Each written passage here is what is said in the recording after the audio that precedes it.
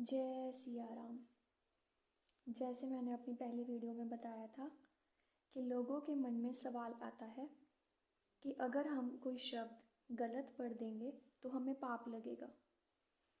इस पेज से जैसे जैसे हम आगे बढ़ेंगे आपको इसका जवाब समझ आना शुरू हो जाएगा। चलिए शुरू करते हैं।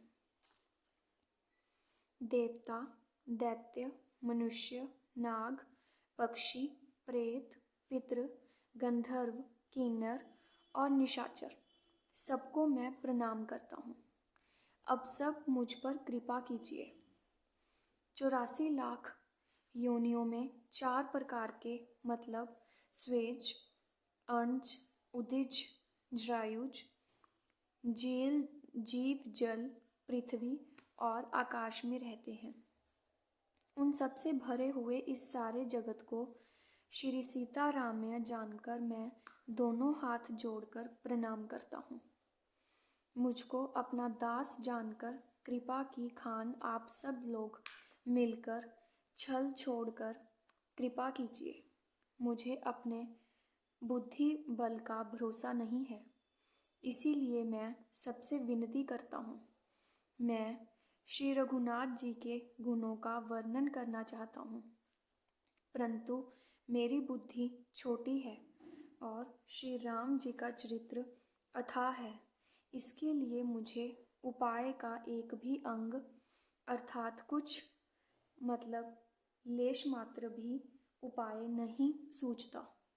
मेरे मन और बुद्धि कंगाल है, किंतु मनोरथ राजा है। मेरी बुद्धि तो अत्यंत नीची है और चाह बड़ी ऊंची है।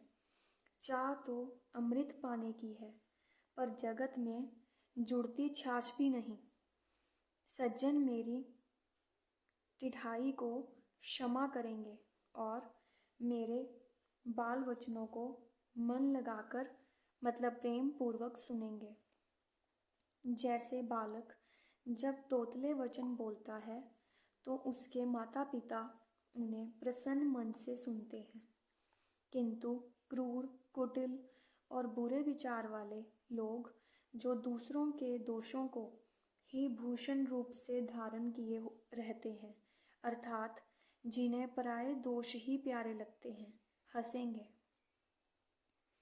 रसीली हो या अत्यंत फीकी, अपनी कविता किसे अच्छी नहीं लगती, किंतु जो दूसरे की रचना को सुनकर हर्षित होते हैं, ऐसे उत्तम पुरुष जगत में बहुत नहीं हैं।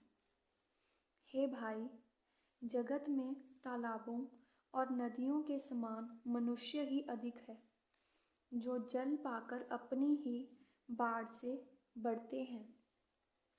समुद्र सा तो कोई एक विरला ही सज्जन होता है, जो चंद्रमा को पूर्ण देखकर मतलब दूसरों का उत्कर्ष देखकर उमड़ पड़ता है।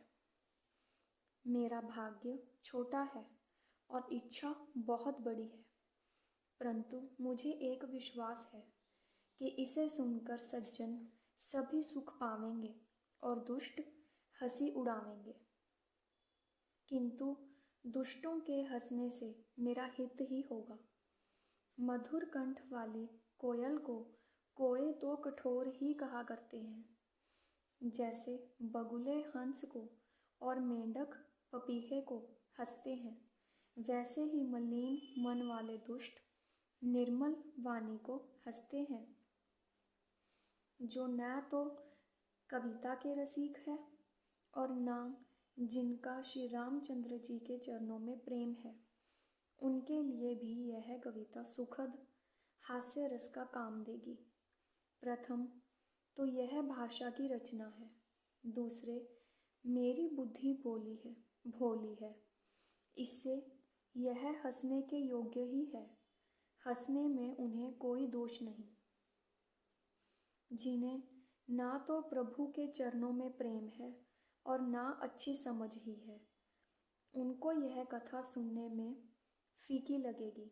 जिनकी श्री हरि मतलब भगवान विष्णु और श्री हर मतलब भगवान शिव के चरणों में प्रीति है और जिनकी बुद्धि कुतर्क करने वाली नहीं है, मतलब जो श्री हरि हर में भेद की या उच्च ऊंच नीच की कल्पना नहीं करते। उन्हें श्री रघुनाथ जी की यह कथा मीठी लगेगी। जय सिया राम।